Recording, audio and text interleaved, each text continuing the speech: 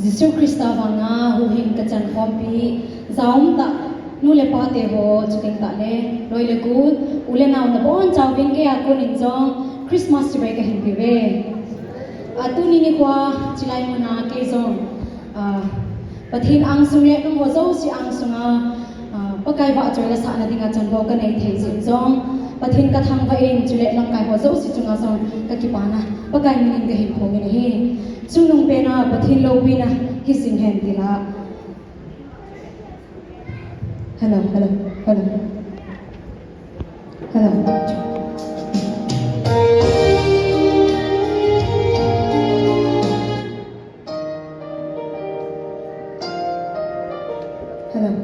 hello